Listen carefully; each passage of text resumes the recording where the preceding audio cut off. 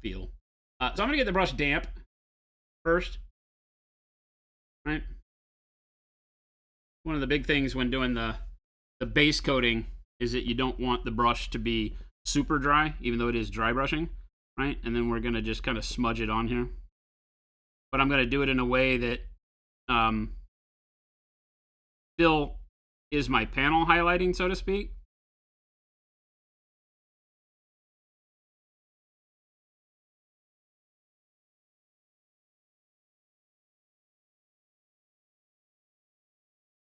First layer, not really concerned with how spotty it is, how rough it looks.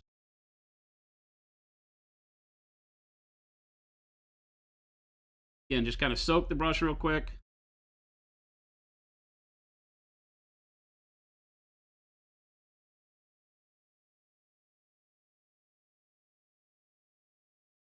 Now, for me, I like to stay inside various panel locations. So I'm doing each of these kind of like its own thing. Keep the door done. Go around the trim of the door.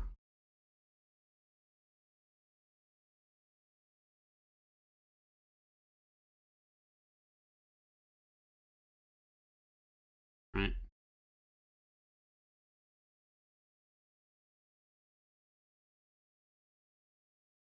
Brush holds a lot of damn water. Not gonna lie. I just dab it on the paper towel a little bit. You want kind of a lot of paint in here, but you don't want it to get big globs. So you definitely want to smack it on the paper towel a little bit.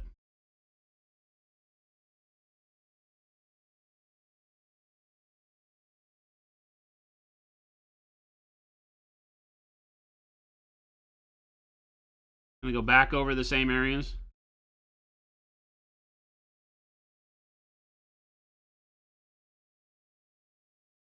The randomness of how the paint spots on here will start to fill in the blanks, so to speak.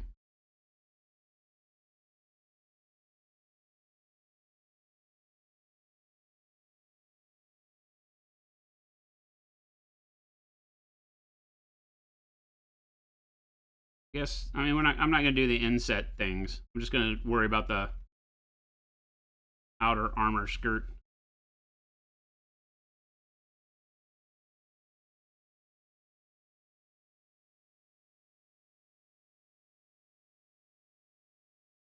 Let that set up for a second. So Robertson saw the Dune game on Kickstarter and thought of you. I heard it's been doing pretty good, right? Is that a cool mini or not? Oh, Quicksilver and everybody showing up. This is our demo vehicle, right? We paint this one just to show various ways of painting vehicles and getting different types of armor effects done. So today, because we're doing paint a vehicle with just a dry brush for our September challenge, I'm going to show you the beginnings of that. After the debacle with the Marvel United X-Men, you do not give Kickstarter a second look. What happened with the Marvel United?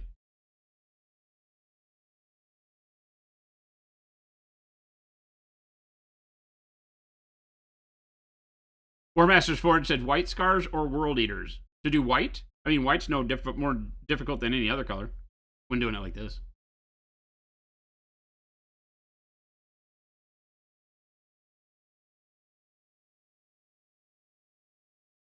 Oh, they lost 200 backers product. They're refilling it for you, right? You're just having to wait. That sucks, though.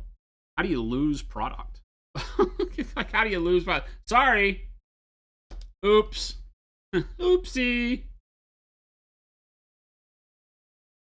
There's a whole other world of what it means when you say it fell off the back of a truck. Cool me or not, as a money laundering scheme for the mob. Confirmed.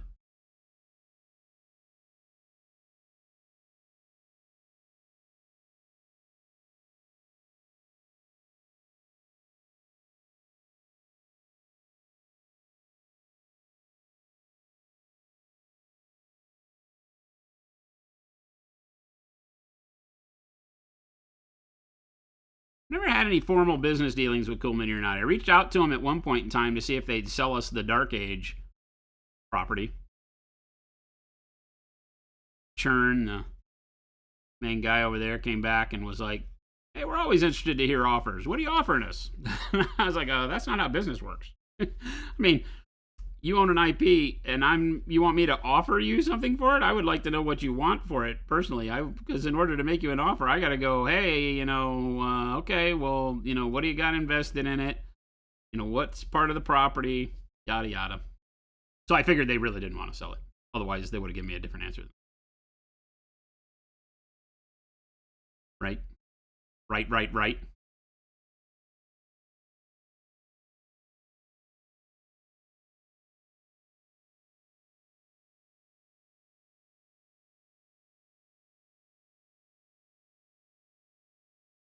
Oh, I should get the Dune game as a business expense to show off Monument Paint?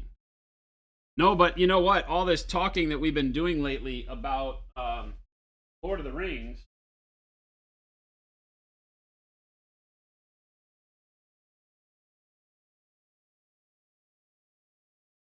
We've been talking about Tolkien and Lord of the Rings, and I remembered I have this. I have this. Ha! Oh! Ha ha! It has these. We have tons of little dudes. Rohirrim. And like a troll. Yeah, there's a troll. Right? I think the troll can be like a drummer. I think it has all the stuff for doing the drummer or whatever. Bunch of the Army of the Dead. We have the whole set, right? Somebody locally was getting rid of this, and I remember I was like, oh yeah, I'll take that. I think we bought this for like $80. I think it's like a $300 box set. I'm like, yeah, and we have all the rule books. So we're gonna be painting up one of those armies. I don't know which one. Army of the Dead. Should I cheat? Should I just cheat and paint the Army of the Dead? Hey, look, gang, white primer, wash, ta-da!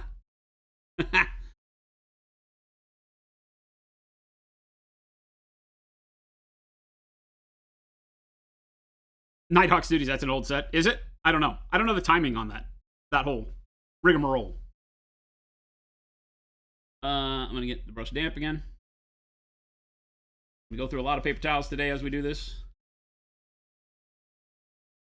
And then now that I've got kind of a good spotty coat on there, now I'm going to actually dry brush, right? I'm going to bring the purple, kind of streaking it on here. That'll help fill in some of the gaps. If you try to use a dry brush to do painting, you'll be not pleasantly surprised. You'll have an unpleasant experience more times than not. But once you have your foundation, then you come back with the dry brush a little damp, and you just dry brush stroke top to bottom like this, only one direction. Right, but what this is going to do is this is going to give you a more solid covering of paint, right? But it's still going to leave that kind of spotty application that the dry brush did from smudge painting on here in all of the recesses. So it's going to wind up with us having a pretty good not only coverage, but also some dark spots left over here that'll be really good for our weathering as we continue to go up. That was just dark purple. Okay. Get rid of that.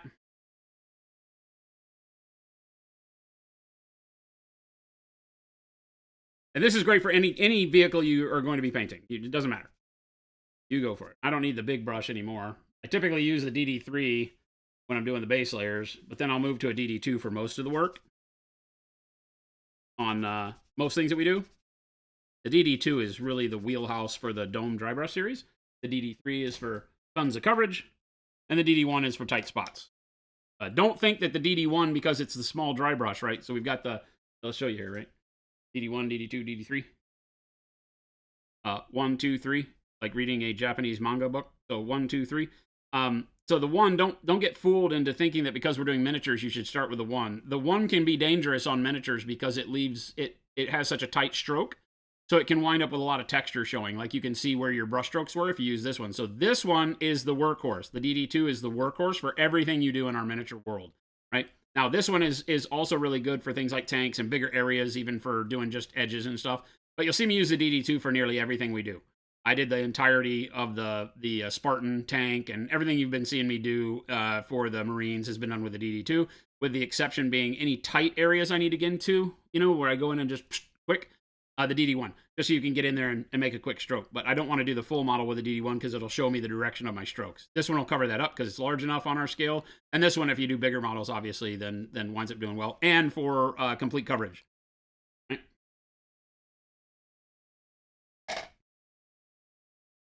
2018, it was their attempt to relaunch the Middle Earth battle game. It just didn't really take off like they expected.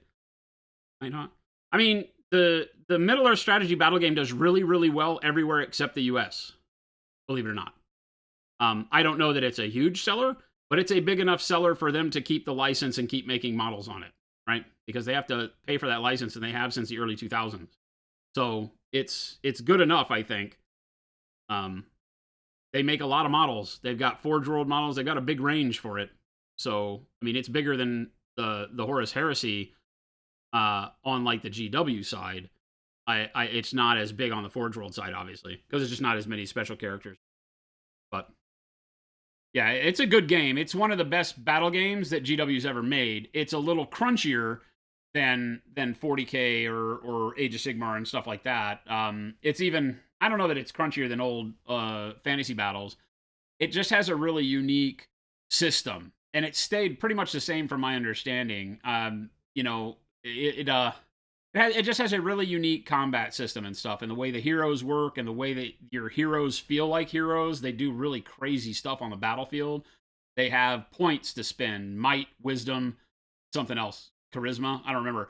But they've got these points that they get to spend at various times during the game, and most of them don't gain it back, but then you can have banners and things that help them gain might points back so they can spend it more. So kind of like CP. As a matter of fact, I want to think that the CP thing from 40K came from the idea of those might points and stuff that they use in Lord of the Rings. Could be totally false, but it feels like that, right? Except that in Lord of the Rings, they're captured to individual characters. So if you lose a character, you lose that character's might points.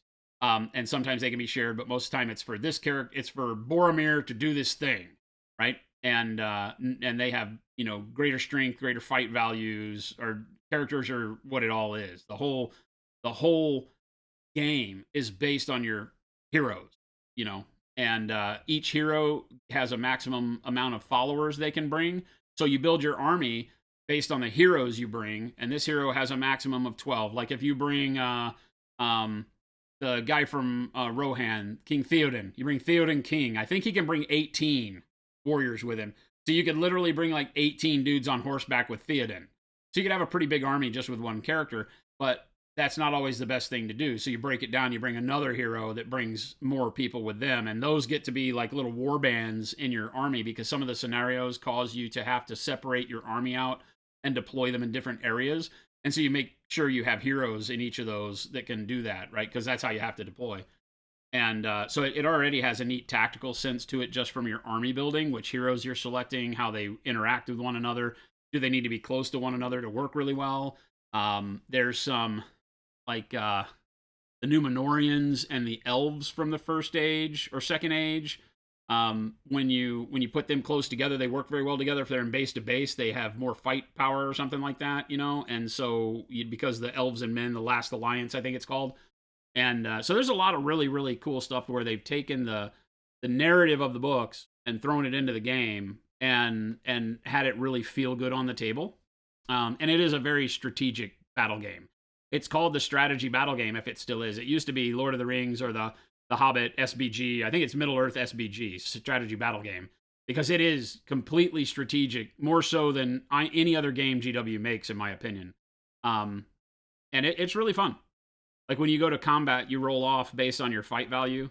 And so you roll in a combat, you roll, and whoever wins pushes the other one back an inch, and then the person that won gets to roll to wound. So the fight is between both parties, so you're always wanting to stack up either more models, because each model brings its attack dice with it.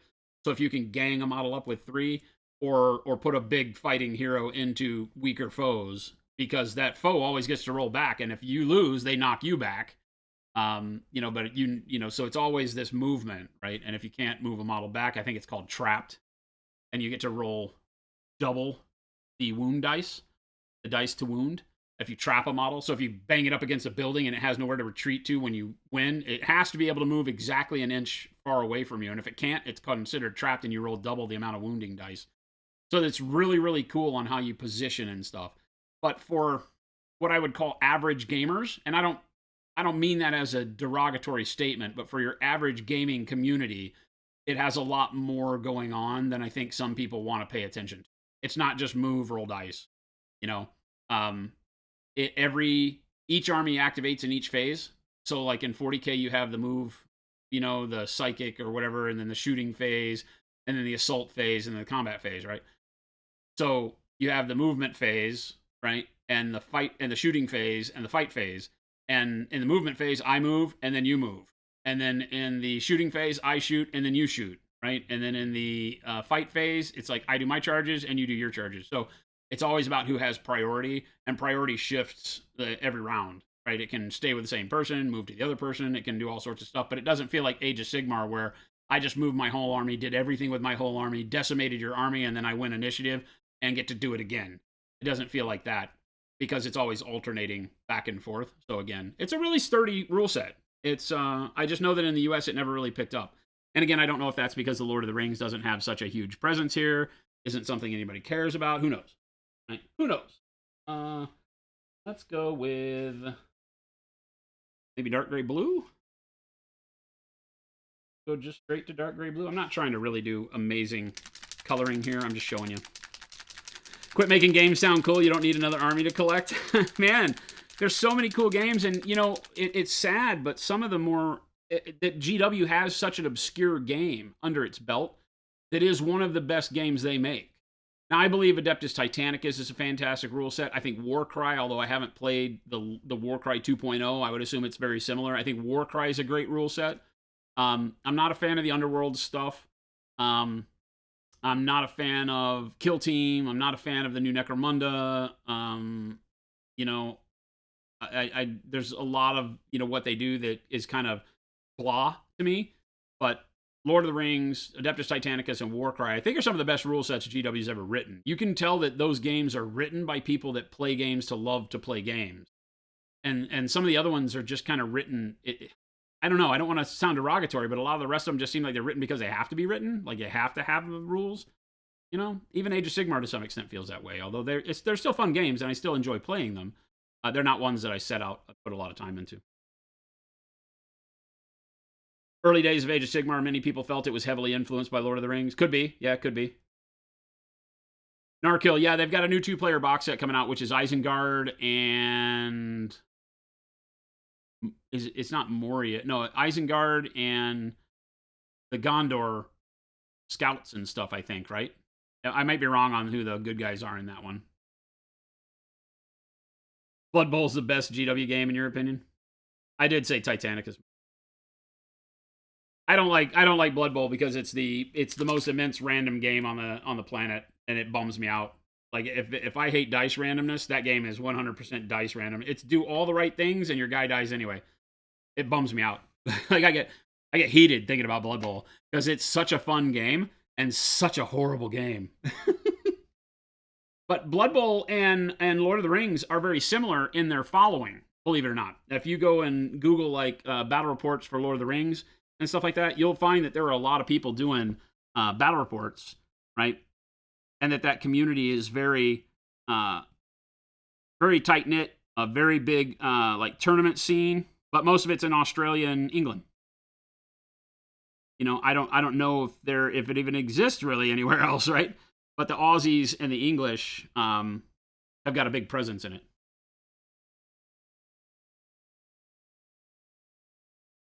Again, so just damp the brush. Anytime you're trying to cover more area with a dry brush, get it damp. And then smudge. You're just smacking the brush into the surface. Lightly. You know, don't bang the crap out of it. And as you go brighter, just like with the airbrush or any other type of painting, try to stay more inside the panels. Leave your edging darker.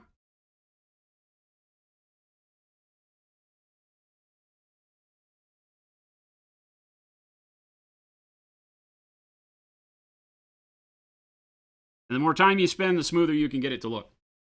JP, what's going on? Paracorn, the thing with Blood Bowl is you shouldn't roll dice. You have to, right? I mean, how do you not roll dice in a dice game? Blood Bowl is super fun. It's just that I get super frustrated with it. I'm like, holy crap, this game. You know, what do you mean he trips? My highest like dex guys, like the guy with the most. They don't call it dexterity, do they? Playing like dark elves, right? Should never fall down. Falls down, breaks leg, dies.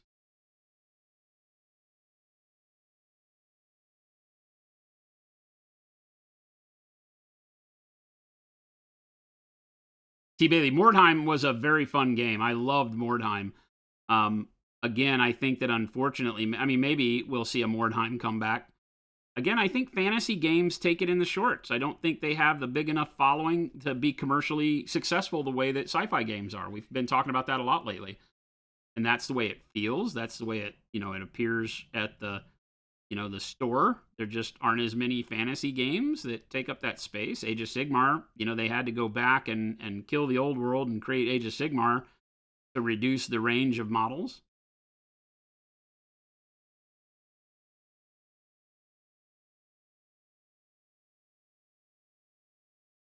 Titanicus 40K? What are you talking about 40K?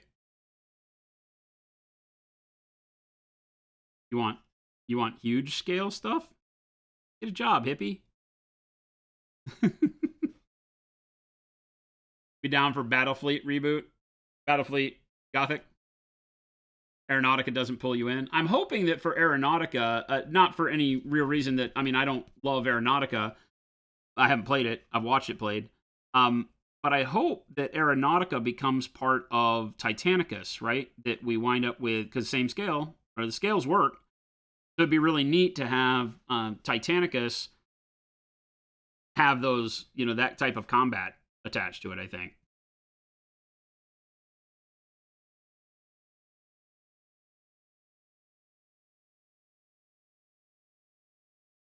Kind of tail off your stippling as you go to wherever you want your shadows to be. Well, huzzah, huzzah! I'll just throw back my legs and pollute my britches with delight. Fantasy has to be tough just for aesthetics. So many different interpretations for different factions. Well, yeah, right. That's what we were saying. Is that fantasy gives you the most, I think, variation on a theme, right? It can have the most races, the most armies, all of that stuff. That doesn't necessarily mean a good thing, though, right? That could be a bad thing. It could feel like, oh, there's too much, and as we saw with Warhammer Fantasy Battles, there was just too many SKUs. If you used to remember walking into a GW store, you would go in, and 75% of the wall was fantasy, and 25% of the wall was 40K. And 40K made all the money.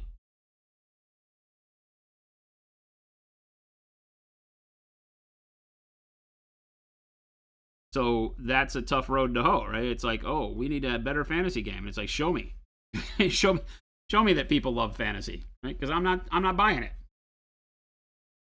Don't tell me I'm a Skaven player in Blood Bowl, and then I got a question: why do you want to re-roll a 2+? Go for it. Because the idiot always runs with a ball, trips over, and dies. Exactly. It is fun. It's just that for me, admittedly, I have a hard time detaching my competitive nature from games. I grew up playing sports. And, when I sit down at the table, my version of fun is not Blood Bowl. I mean, there is fun to be had in Blood Bowl. It's just that I want my actions and strategies, my tactics, to come together and be rewarded. And Blood Bowl says, nope. I mean, you can, obviously. But it sure feels a lot more like, Murphy's Law and Luck got together and said, hey, I think I want to make a tabletop game.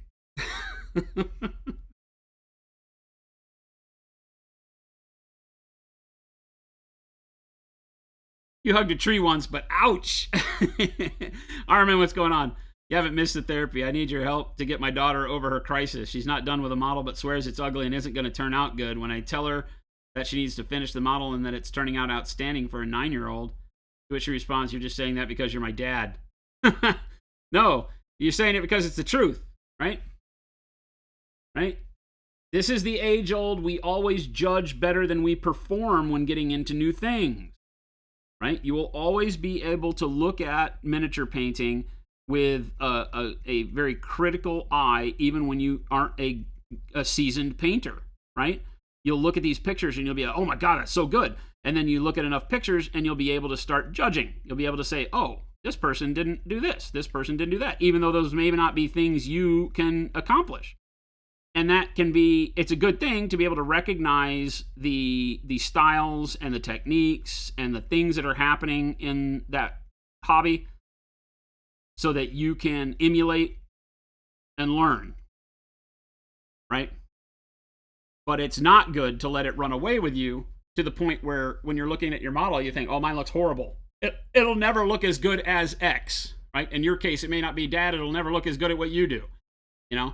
It'll never look as good as that guy on TV. It'll never look as good as that Instagram picture. Well, every Instagram, Twitch, YouTube painter extraordinaire picked up a brush for the first time and sucked, right? I mean, if we want to be honest, I sucked. Everybody sucks.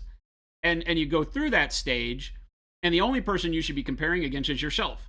How did your last model look when it was finished? Well, you can't compare the current model you're working on until it's also finished or close enough that you know. And sometimes you do know, though, realize. Like sometimes you know when you're painting a model that, oh, this isn't turning out like I wanted it. And part of the fearlessness of painting is being able to recognize that and being able to recognize that's not a bad thing. Prime it again, paint it again. Fine, who cares? You're not on a time limit. Doesn't matter. Do it for happiness and do it until you're happy, right? If mama ain't happy, ain't nobody happy. So on the one thing, which Armin may not want to hear, is that your daughter may want to repaint her model. That's fine. Don't get frustrated, though. Don't take that model that you think looks bad and put it on a shelf and get frustrated. Take that model you're not happy with, right, and start painting it again. Erase it, put primer on it again, paint over it with new coloring, right, and get it to where you're happy with it, right? And pick up that model that makes you feel good just by looking at it and keep struggling with it, keep banging against it. You know, if you need a break, take a break, come back to it. But yeah, I mean, that happens to everybody. And so it's really just a matter of always judging yourself with unreal expectations is a human thing. And it's easy for me to sit here and say, don't do that, right? I've been painting for over 40 years, right? I'm not afraid of paint. I don't give a damn. I'll put paint on a model. If we're sitting here and I'm trying to teach you how to dry brush this tank and something goes wrong, I'll go, whoops, and we'll start over, you know? But my confidence is such that I know that there's no problem in painting that I can't solve. And it takes you a little bit to get there for some people. For most people, it'll take you a while to get to that level of confidence because you'll need to get confident with your own painting and feel like your painting is meeting your expectations. But it will, right? The only way it'll get there, though, is for you to continue doing it, right? So don't get frustrated. Don't set the model down and walk away from it. You know, don't put it on a shelf. Keep banging on it. Keep doing the things that are going to make it the way you want it. Ask for help, right? Your daughter is great because she's got dad painting with her. She's not alone. You know, there's even though we paint every day here with our community and we tell people how to do stuff and we show them neat things and all that kind of stuff, there's nothing better than sitting down with a person that knows it, going over it, watching, learning, all that good stuff. Just had you print it, prime it, so she can paint it like 7 times already. There you go, man.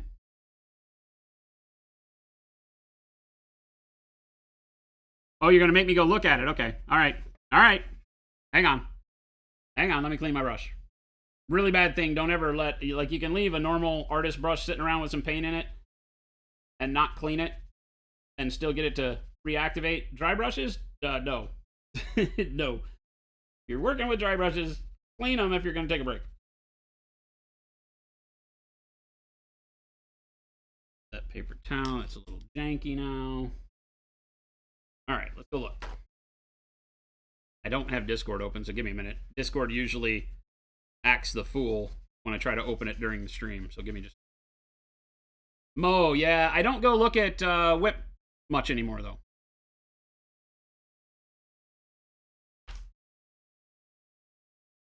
Pull it up here. Oh. Something you learn through experience. The point on going until you're happy and not getting hung up on others' opinions. Yeah.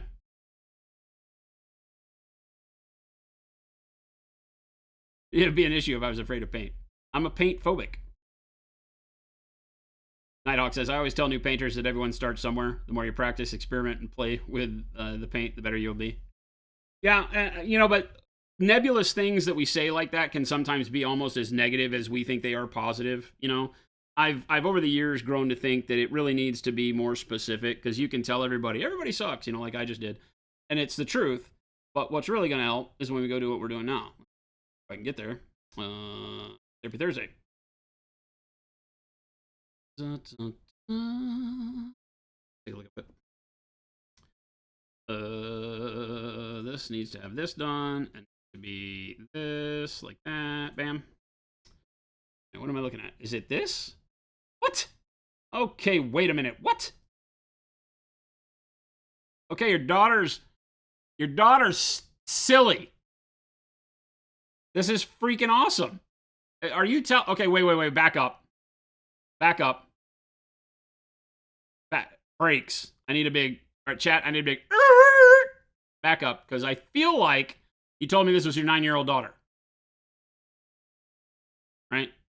Feel like you told me this was your 9-year-old daughter. Did you forget a 1? Is she 19?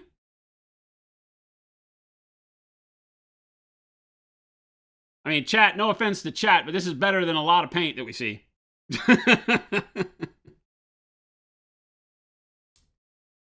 Yeah, no, this is really good. The first things that I look at is, and one of the biggest things to kind of take away from is, we talk around here that the key to painting well, or good, right, is the right amount of paint in the right locations. And at first glance, just looking, right, I can see that that's what you've done. I've got good paint coloring, I've got good tonal quality, I've got good balance and brightness and darkness.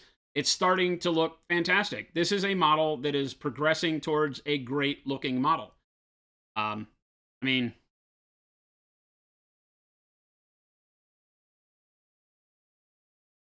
yeah.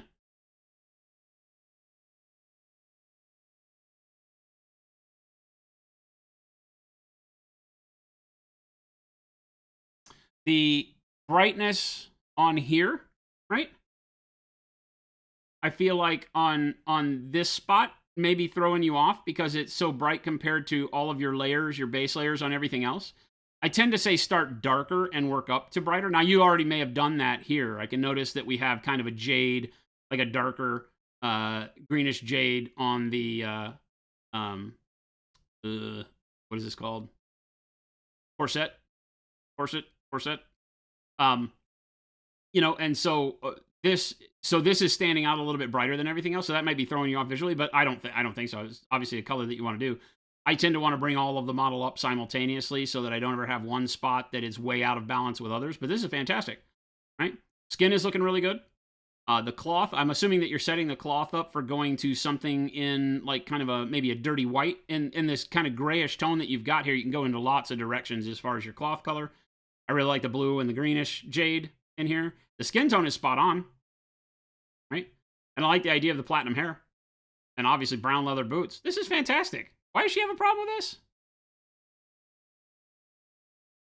Well, no, I know that this is black, but I'm looking at the color, the actual color of the corset looks more like a jade, right? Or am I just not reading that correctly?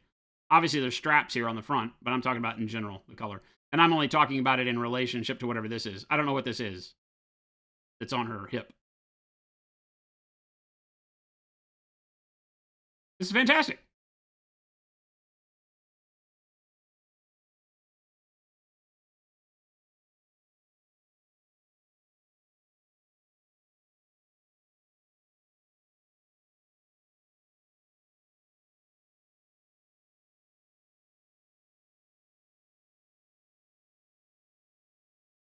It's a bow. Yeah, I don't like that term, ugly phase or whatever, because I don't like to force negative terms on us as artists, right? And so I don't like the dumpster fire, ugly duck, whatever. I get it, right? And I get that it's a term that makes it's easy to tell people that. But I don't want to ever feel like any stage of my painting is ugly. Every stage of my painting is exactly what it needs to be to get me to the finish line, right? And it's not ugly, right? The setup shouldn't be ugly. We don't refer to it that way, right? The setup is the setup, right? This is the sketch phase. This is the part where I'm very loose with my colors. I'm tightening them up as I go. When you start like this, and if you watch me paint, turn this off real quick. Let's go back to, do I have any models here that are kind of in that? Probably a million, right? How about these? Perfect example. These guys, right? This is that phase. This is that startup phase, right? They're ugly, if that's the term you're using, right? Because we've got just colors placed. I'm very loose with it. I get the colors in where I want it, dry brush it a little bit, just start looking at building up my color the way I want to envision it long term. I have a dream with each model, and that dream is the pinnacle. It's the point at which the model is done. Ta-da! Angels sing, choirs rave, right? And then you're trying to pick how far you want to go to get to that spot. Some models you push all the way. Some models you're like, ta-da, I made it to the finish line, right? I put all this effort into it because my vision for this model needed to match the dream. Fine, right? But a lot of times you have the dream, and the dream is a guiding stone, right? Or a guiding star in the sky, and you keep looking at other pictures to see how you can get there, and you find yourself along the way getting there. You know, but something like this with you know, a little bit of time turns into this guy. Same guy. Right? It's legit the same thing. This came from this. And with just a little bit of effort and keeping your eye on that guiding light, that's where you get. It's just that easy. That's every model you will paint. I don't care how good of a painter you are. Every model starts at a build-up phase. And so we go through that build-up to reach the end. So here's a great example.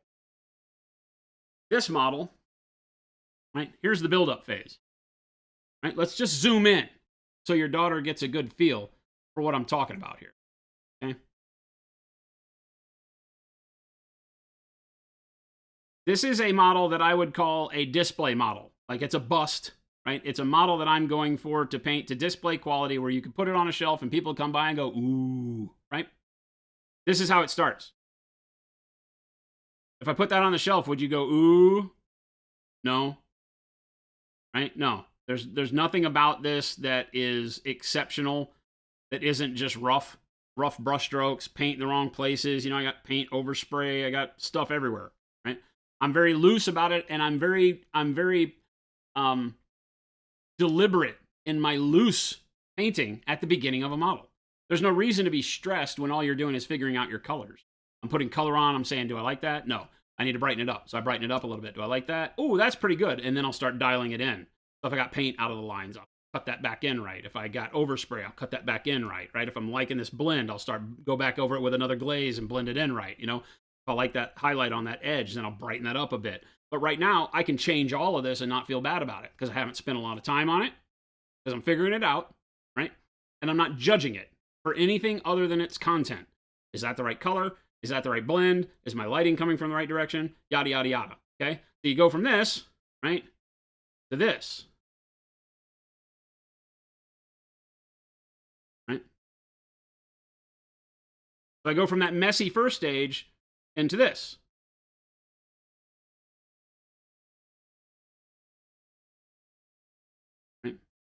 And so, no, T. Schmidt, I never finished the back of him, and it's paying off in droves for stuff like this, right? As a teacher, a model like this is a great way to show, because all of this is exactly the way the whole model looked, and then I just focused on, for the stream, painting the front, right?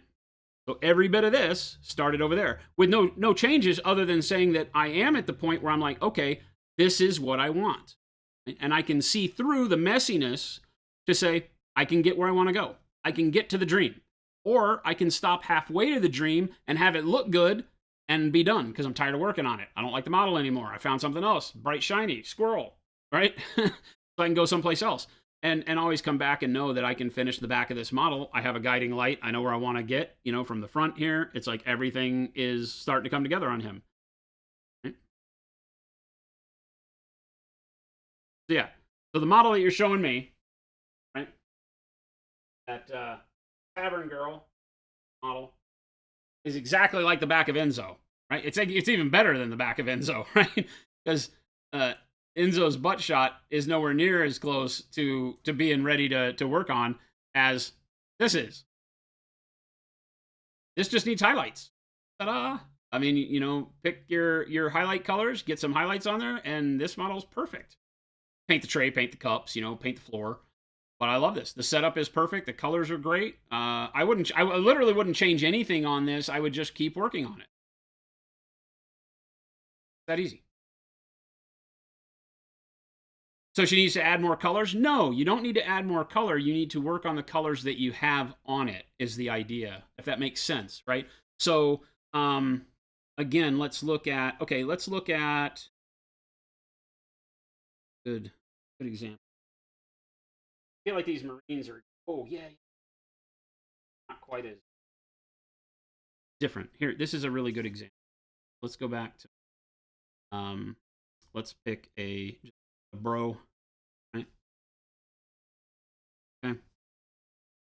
So these are the Space Marines that I'm currently painting, right?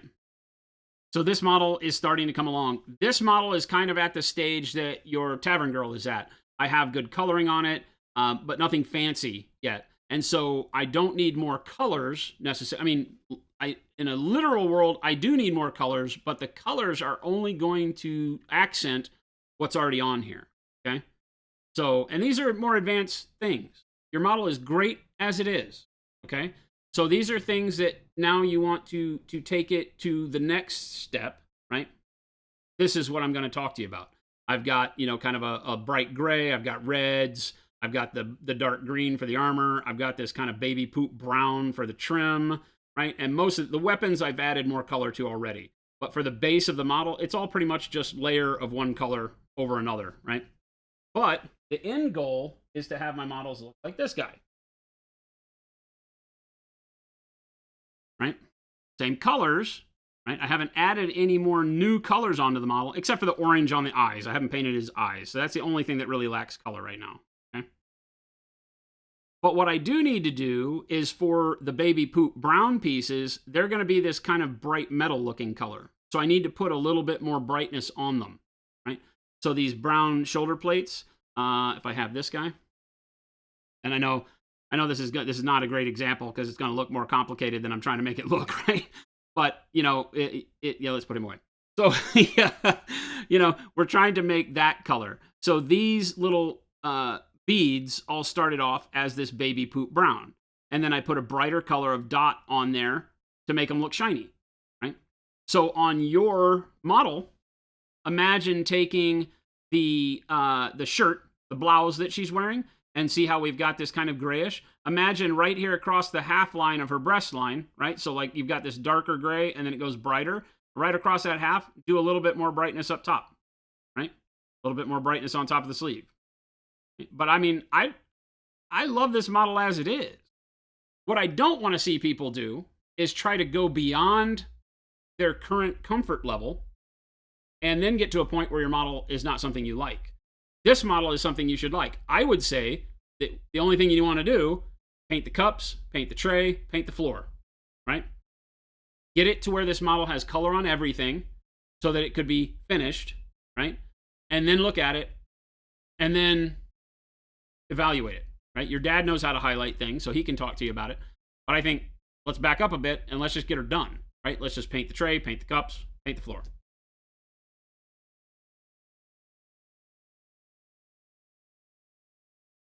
Oh, it's because I'm not over here on the Discord. Sorry.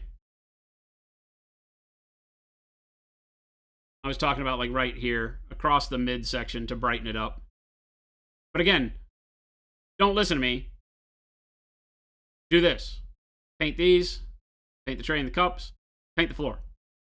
Right? I think the floor with kind of a nice like brown, but not your same leather brown. Do it with a little bit more yellowishness to it. Right? Get a little bit of metallic on that handle. Like a trap door in the floor that opens up. Right? Get a little bit more paint on everything. Because this is kind of throwing the model off right now. You got good color here. The model looks great. But you need to get a little color up here so this is finished. And color down here to pull it all together. Do that. It's that easy. But you're doing great, you know? And like I said, this is the kind of, my model doesn't have the base painted, right? My model doesn't have the eyes painted. It's just not finished. Then you go through and with a few steps, you get this. I never give up at this stage just because the model doesn't look the way I look for it. I know I just got to do a little bit more work. And these guys will look just like these guys. But you are doing great. And I'm not just saying that. That model, when I opened it up, was a real reaction. You're doing great. That's a fantastic model. Great job. Keep it up.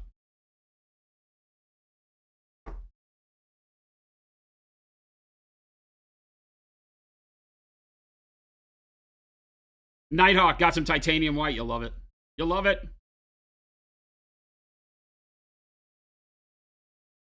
Baby poop to bronze. That's the process. Exactly. Metal God, what's going on? Hello, everybody. Welcome if you jumped in while we were doing that.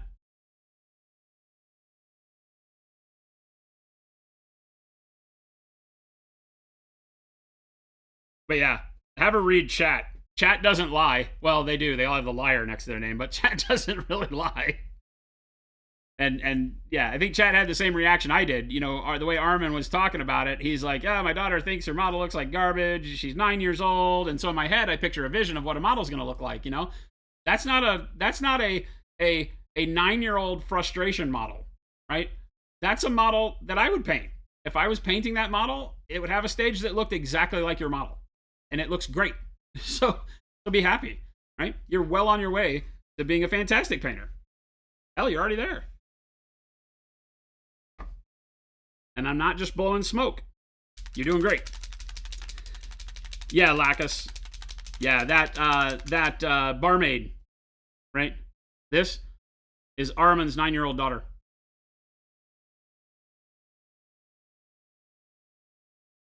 It's fantastic, right? Literally, paint the tray and the cups, paint the floor, you're done. It's a fantastic model, right? Great stuff.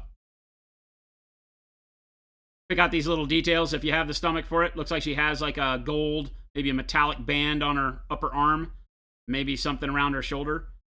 Maybe a little bit of detail around the upper part of her blouse corset area.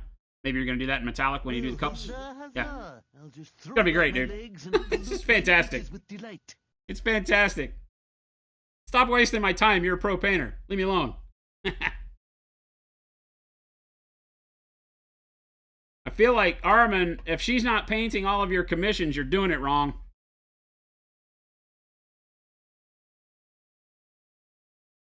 Schmidt's like, my kid's almost 8 and he's still in the smear on all the colors phase. Yeah, when I hear a 9-year-old is painting, my first inclination is to think that I'm going to have to discuss a lot about staying inside the lines, painting with thinner paint, all those things that we start out. And she's, nah. Nah. She's like, crazy old man. I already know about thinning my paint. Don't tell me. He's at home going, Daddy, that man's stupid. I already know how to do all those things. I was coming here for real help.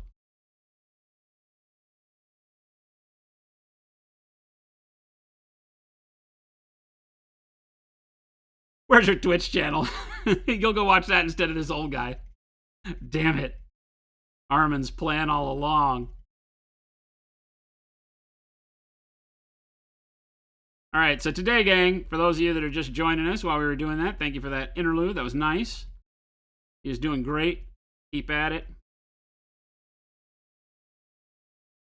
But today, the focus is on our September challenge. The September challenge is to paint a vehicle using only a dry brush. That's what we're doing. I reprimed the side of this Rhino.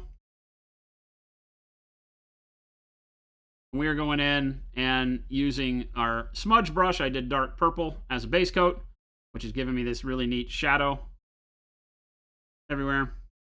And now I'm going over it with dark gray blue. Just to do blue. This is my sample tank where I show people how to paint vehicles. So we've got one side as salamanders, and this is going to be the other side as ultramarines.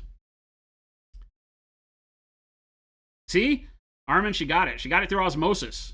Hopefully, there's a little bit of me in that paint job. I would like to think so.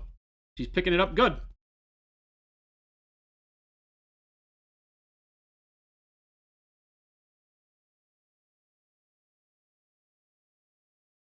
Go back in and I keep focusing up on the higher ends of the model to low midpoint with this color.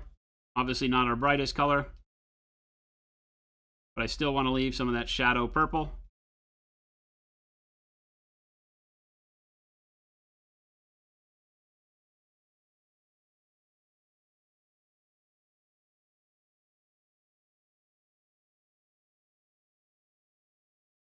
Rotate the brush as you go. The brush will gain a shape to it as you smudge, and it can get repetitive, so be careful. Just do a handful of strikes on the model, rotate it 90 degrees, handful of strikes on the model, rotate it 90 degrees, keep going like that.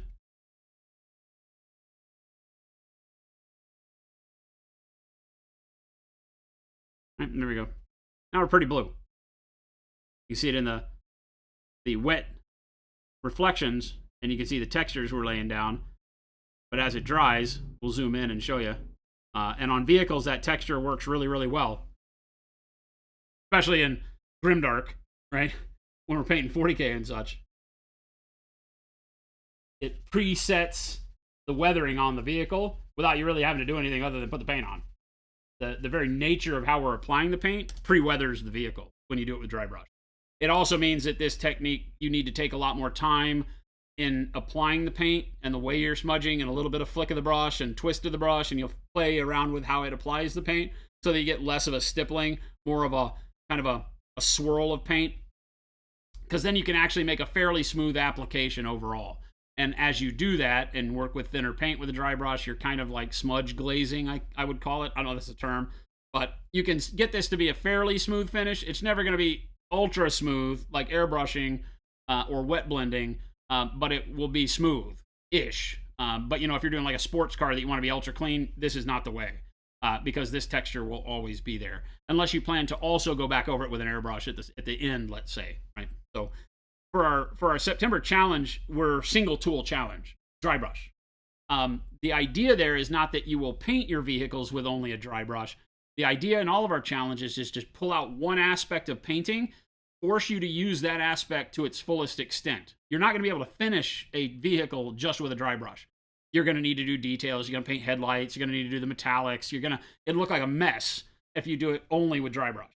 So what the September challenge is about is take it as far as you can to get it as complete looking as you can with just an airbrush. With just a dry brush. And then go back and finish it. So take your picture for the challenge with, look at how far I got. And we're going to see, I hope, some exceptional vehicles.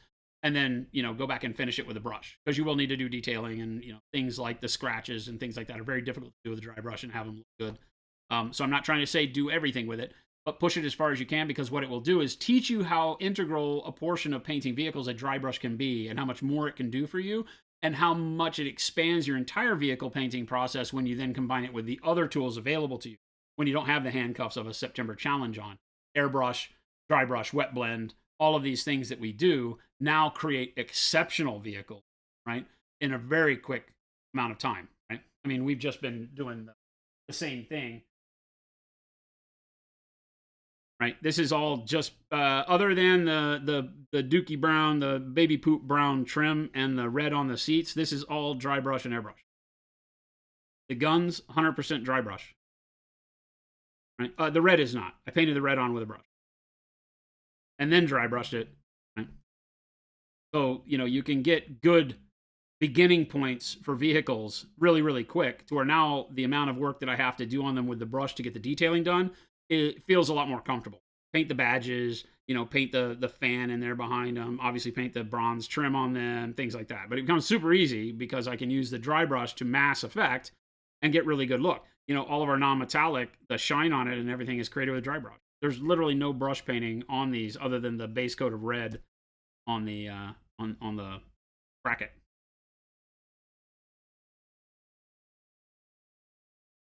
Trying to do stuff fast. It's okay to cheat. Flight Sim Rate Sim, what's going on, man? I got white, black, gray of your primers. I hand brush them on and not airbrushing, because if I'm going to airbrush primer, I'd rather use lacquer with hand brushing your primers. Is there anything you need to do with it, such as thinning? Nope, no thinning of our primers at all.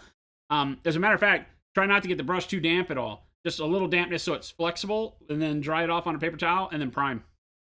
from that point on until the brush starts gumming up, just go to the primer. It's one of the hard things because I always want to paint a little bit, then go into the water. You don't want to add dampness to our primer. I mean, you can. It'll just make you have to layer it. And off the brush, our primers are generally what I would call a 2-layer, a 2-coat primer. The first coat you're going to put on, especially with the white and the gray. Well, no, the gray is really good. The white would look a little milky. It's going to show a lot of the color of the model through it, and that's okay. Just put it on. It's going to maybe look like a wash. It'll pile up in the low spots more. Put that on, let that dry. Then go back over it with another coat after that's dry. Now realize with the brush you are applying more pressure to the surface of the model, so you're going to want to let it dry between layers for 5-10 minutes, maybe 15 minutes.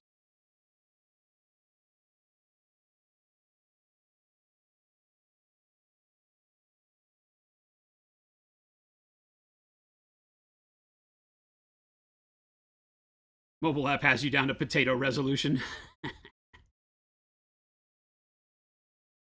And T. Schmidt, this is all stippling. Yeah, it's all stippling except for the final coat of the purple. I did dry brush angle dry brush to smooth out the stippling a little bit, but not a whole lot. Get you a good lick in on the texture. Right. Like I said, what it's doing is just building up a good amount of the weathering on this tank. Right.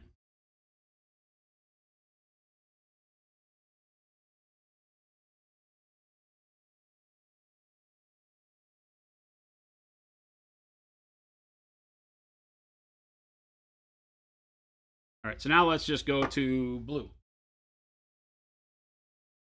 Pants blue. That's the ball. What's going on? A wild gen. What? Did Jen come through here? No. Nobody's come through here. What are you talking about? Oh, in chat. Okay. I was like, what? She's Ninjin. When they say a wild gen, babe, I think you're right behind me.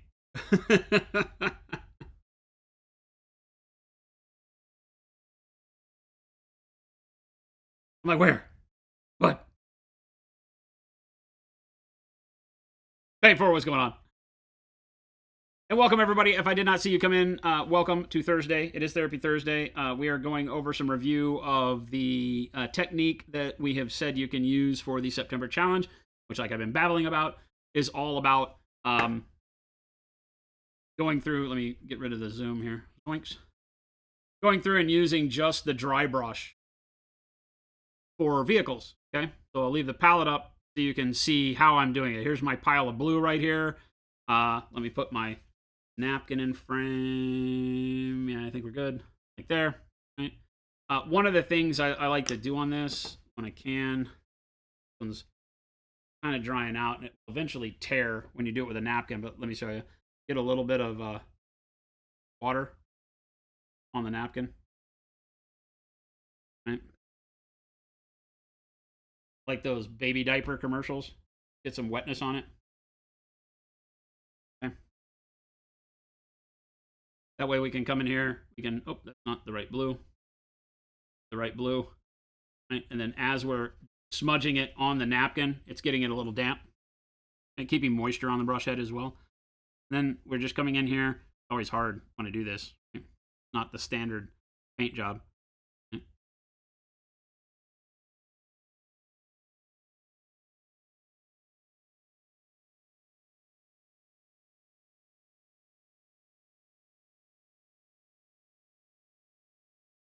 Now we're going, again, painting dark to bright like I always do.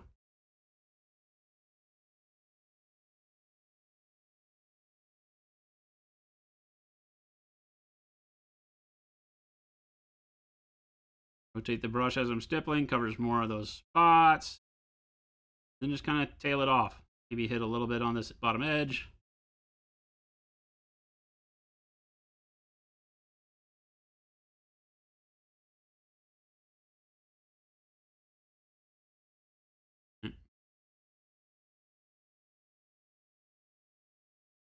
Back, get some more paint. Back into the wet paper towel. Start back here on this panel. Rotate it 30, 45 degrees, whatever it is. Geometry's hard. But just make sure you're covering more area with each stipple.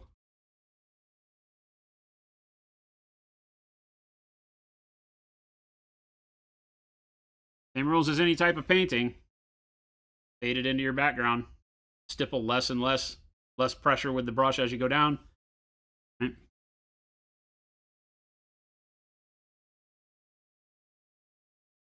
I'm going to do it sideways so you can see what I'm doing. Very weird.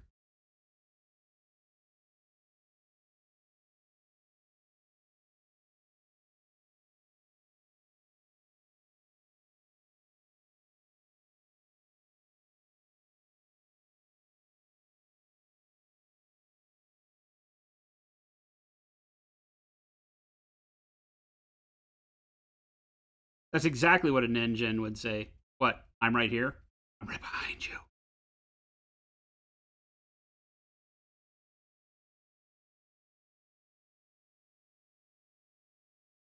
More force, more time spent up top, and then just kind of stipple it down.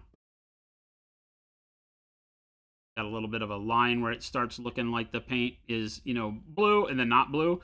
Just go in and kind of stipple right along that line. Start blending it out. Super easy. Well, huzzah, huzzah. I'll just throw Back my to the legs paint, and not into the water, my back to the britches with paint. delight. Damp paper towel. Same thing. Or I can. The biggest problem is when I hold it sideways, I can't rotate the brush very well, so I might try to make it to where you can see it. Maybe like this.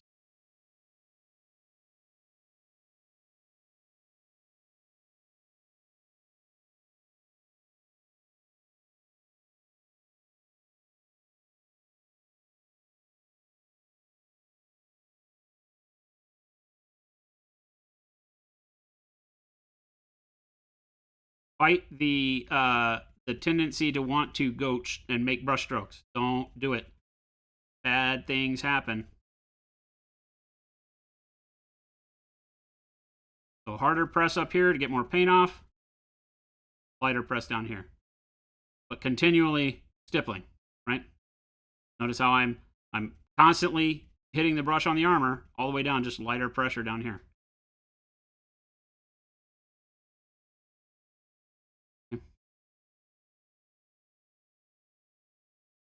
I mean, right? This eats up a lot of paint, by the way, because you put a lot of paint here. So this is not a conservationist painting method. Not gonna lie.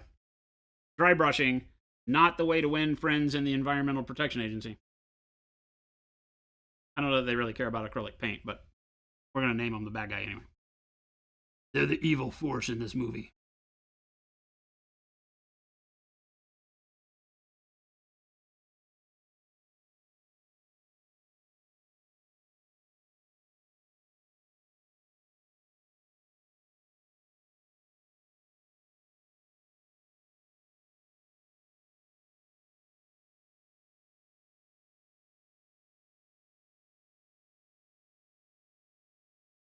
Notice how I am doing it still as a panel, right? And by that I mean that you notice I'm doing like this piece and then this piece and then the trim around the door and then the door and then the face of the exhaust and then the sides. Don't try to do big areas. Break it down into its little panels. That's going to keep that weathering looking good.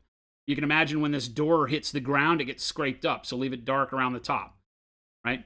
Dark around the bottom of the hinges where the oil and the dirt builds up. I'm just really focused and highlighting in this middle section, right? Do the ring around the top, then blend it down the same way, right? That keeps those shadows outlining all of these panels to the point where you probably don't have to use a wash when you start getting it right, if you start dark enough with your colors.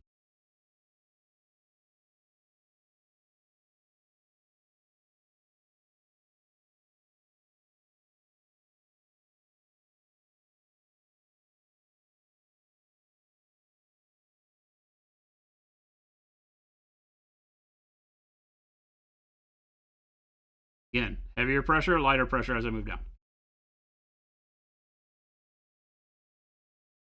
Where I barely feel like I'm touching the model at this point. Getting a little bit on there. Heavier pressure up top. Lighten up in the middle, much lighter down at the bottom. Repeat. Just always be perpendicular to the face you're painting. No angle here. One thing I haven't mentioned.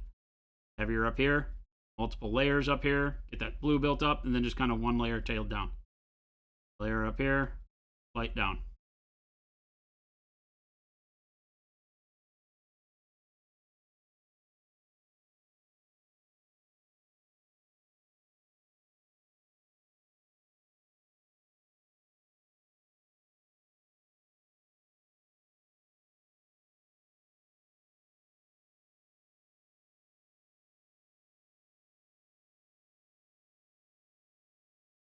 You drive, right? Neighbors go out, stippling my Hummer, stippling the semi. Tim, you're a quitter. Here I am busting my hump to show you all the tools you have available to you. Tim's a quitter. Tim's like, I can't get this to work. I quit.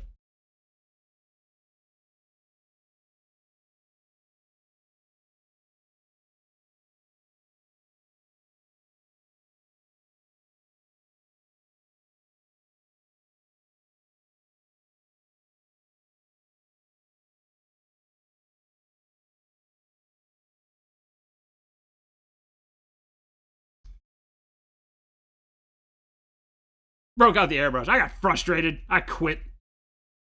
September can't do this to me. September's not my boss. Right now, here I have none. I want to go back when I have a little bit of paint on there and just make sure I get a little bit of blue stippled down all the way.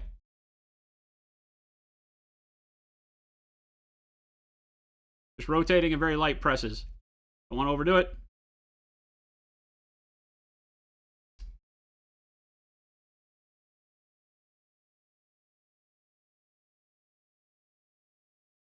And again, good point here is that you can blend between the dark gray blue and the blue, and that'll help your texture be less evident as you build up, just like layer painting, right? The quicker you go from a dark color to a bright color, the more textures you're going to see, the more your contrast is going to show up. So if you're stippling a bright color over a dark color, you're going to get a lot of texture, right? And that's what we're doing here. The blue over the dark gray blue is a big jump in contrast. So we're getting a lot of that weathering here since we're doing a 40K vehicle. But this starts looking like faded and chunked paint, right? You can control that, right? We can come back in now. Like there's this big chunk here. I really like that, but let's go back in and kind of rotate the brush around and close that up a bit.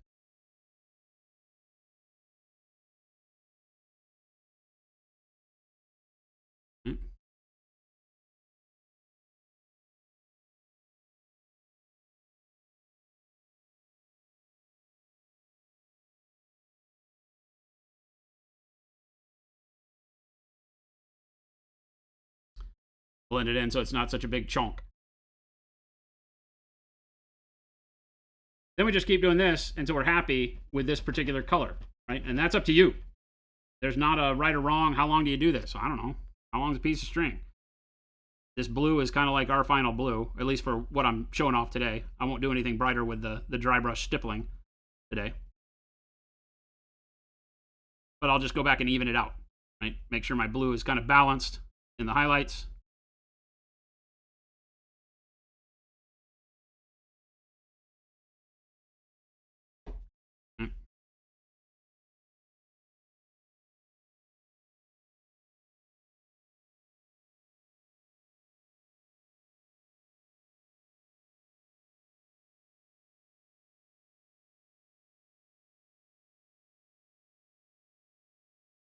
By balanced, I mean like, you know, we have the blue comes down at a particular vibrancy, a particular length, right? It comes down to kind of right around here, right? This third step up from the bottom of the door is kind of our brightest section. So we want to make sure that like these sides do the same thing. I don't quite have them there.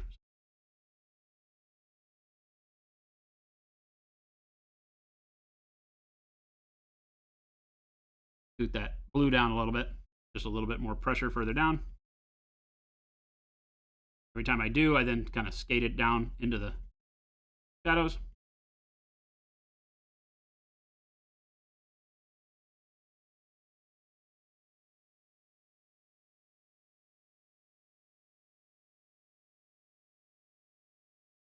Right.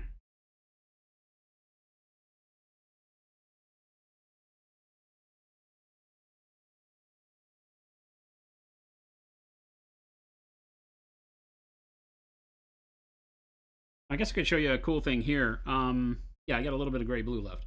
I'm gonna get the brush pretty damp, quite a bit of water on it. Not completely cleaning it off. I'm gonna go into my dark gray blue. Right? My brush is pretty wet right here. So I can work back up into my bright color with this darker color.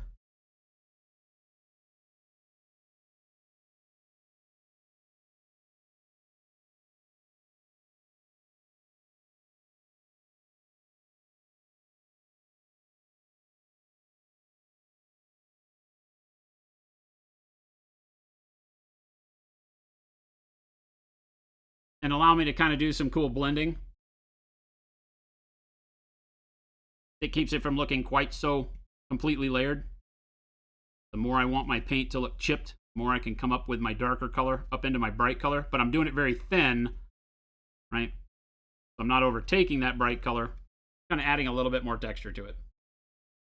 Yeah, that did. Now I've got a real beat up. You can do that, or you can continue going with the blue and get the blue to smooth out more. Just depends on what look you're going for. Obviously, with a 40K tank, having more beat up, not bad. And lots of water on the tank. You can see it's soaking up tons of water on my paper towel. Back in my blue. The paper towel over here is very damp too. So I'm never really dry brushing here. Kind of just damp brushing, right? And again, I want to come back with the blue. Maybe balance this out. Looks too much like a flat line across that door. Maybe just kind of randomly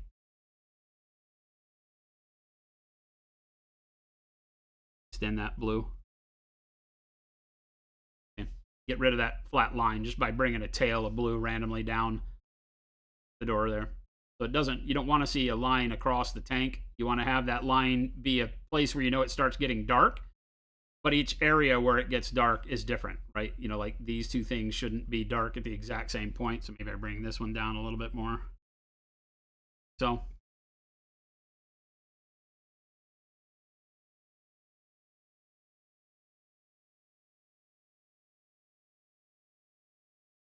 something like that. Okay.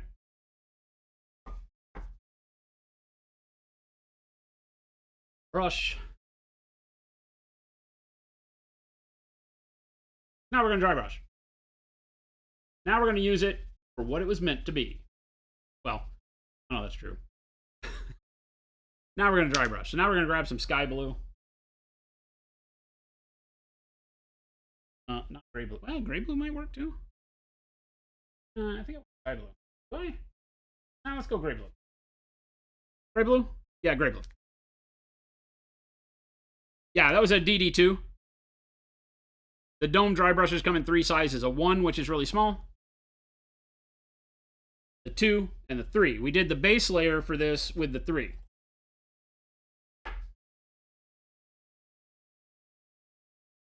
Three, 2, 1. The 2 is where you'll spend most of your time in miniature, I think. The 3 is for large areas when you want to cover a ton. The small one is for getting into small recesses.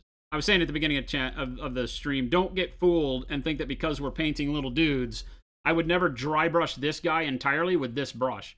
It leaves too much directionality. Each brush stroke is too narrow, so the next one sits right next to it, and you start seeing lines, right? You start getting like static lines on the model. So use a brush that's too big, like this one, so that every brush stroke you do feathers out on the sides. That way, as you do your strokes, they all line up. You don't get a directionality to your dry brush. You want to use a brush that's much bigger than it feels like you should. And the DD2, I think, for our scale is perfect. I go through the DD2s much quicker than either when I'm dry brushing.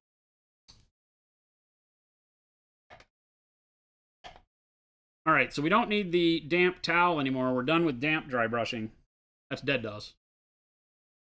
This brush has got no moisture on it.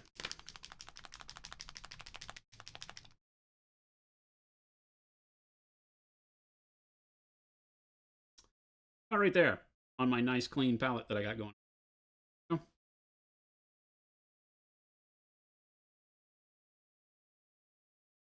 Another paper towel. These are cheap ass paper towels. So you need 2 paper towels if they're super cheap. That one there. And this one we don't get damp. We just want it dry. Dry brush, wet paint, dry paper towel. And this is traditional dry brush. Get rid of all of it. Make sure with these, you kind of get rid of the paint on the side of the dome, too. That'll kill you if there's a big wet chunk on the side of the brush at some point, right? Now we do traditional dry brushing. On tanks, I still like to pick an angle. And in most cases, front to back is better. So let's do it like this. It's going to not make sense because of me being left-handed. But forward to back. You can choose top to bottom, back to front, whatever. Right? But here, we just want to make sure that all of our strokes are the same direction. This is typical dry brush.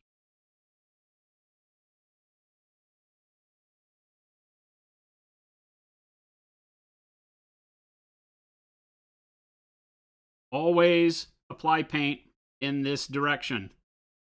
Do not go backwards and hit the model. This hits paint, this lifts up, this resets, and this hits the model.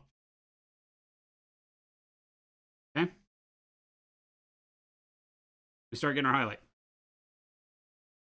Biggest single mistake people make when dry brushing is to just no. The effect of dry brushing is only going to work for you if the light hits from one angle. So the idea here is that this is where your light source is coming from. Your brush is the sun, so to speak. Okay?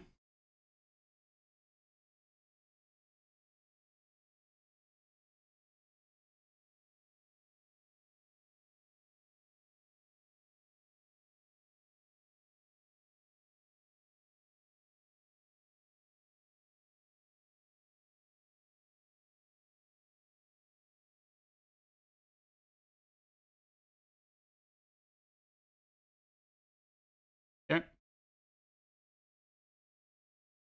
If I go backwards, I ruin the entire effect. My shadows stop lining up.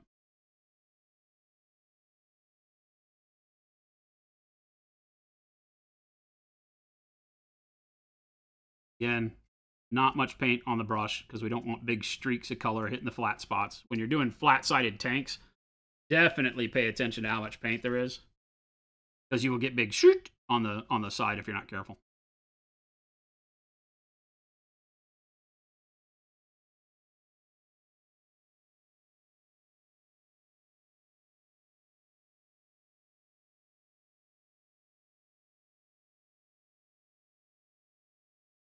Feather, flat face surfaces.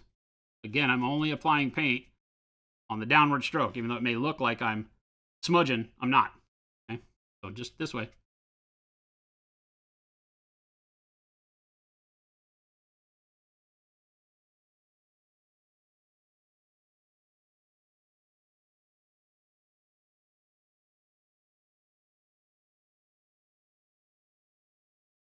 Okay.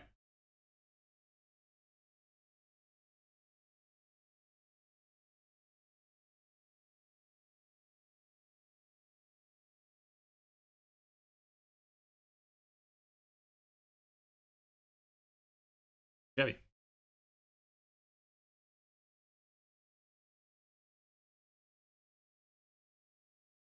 Top edge.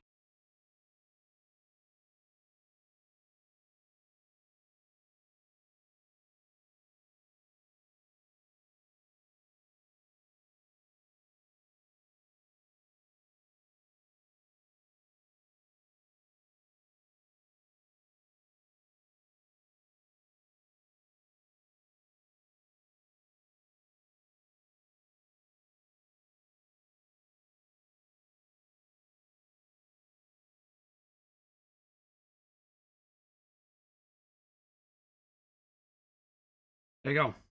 Ultramarines tank. Where'd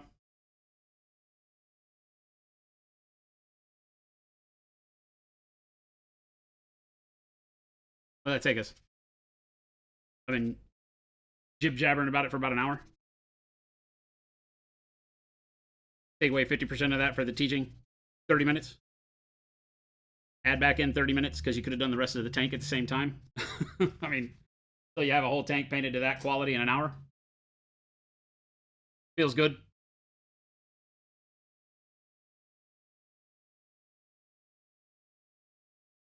Looks like you spent a lot more time on it. Right? This took a lot more time. Now, obviously, we've done a lot more things here, like the scratches and the rust. Right? But this took a lot more time. No dry brushing. This is all, brush highlighting, all those edges. And we would still for going back and doing the final touches on this, we would still go back with maybe a white, or maybe a white mixed with the gray blue to get a brighter color, to pick out like the rivets and the brighter lines. This just kind of sets up our highlight, and then we go in and dial it all back the way we want.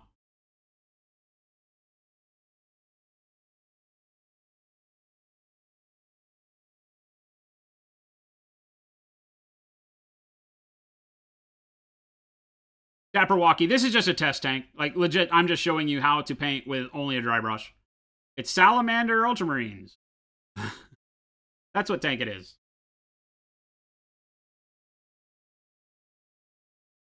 And Cool Pack, yes. The idea in this one is that it works really, really well when you do it kind of light like I do, because your chipping was free. Your weathering was free. It didn't cost you anything to have this tank be weathered, and you're done. You could wash this with a brown wash, pen wash in the you know, the sides and whatever, and get that kind of rusty effect. Our flesh wash would work great for that. Do a little bit of flesh wash just along the trim and in the hollows of the panel lines. Boom, you'd be done. You know, now you could go back in with a sponge and you could do more direct chips like this. It still allows you to do that, right? But it's already a pretty good texture, right? Again, let's go back and zoom in, and I'll show you. Here.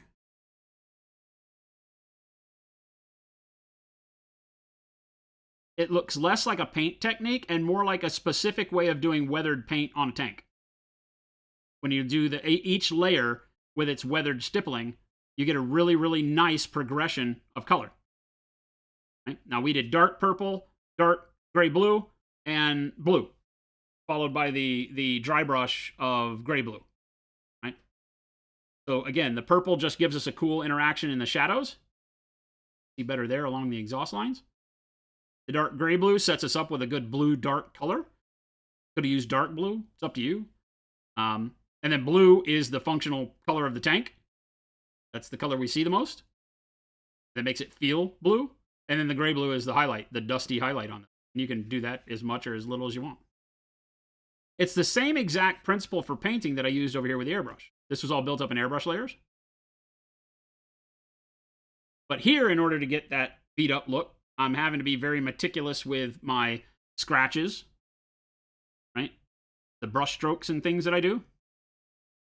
So that's all done with a sponge after the fact, so that adds time, right? Painting the inside of the scratches and all that stuff. So I get more detail out of this, right? But if you look at that, and you look at thinking about, okay, well, I can take this, and I can just use the rusty stuff and put rust wash real quick on each of these rivets and such, and I can be done. And you can get a tank that is 90% of the other side in 10% of the time, I would say. I mean, it's ridiculous how little bit of time this takes to paint an entire vehicle. Not that rhinos are the most, you know, convoluted vehicle to paint. You know, if you're painting one of the more complex tanks, like a Baneblade or something, obviously going to take a lot more time. But this is going to look exactly the same.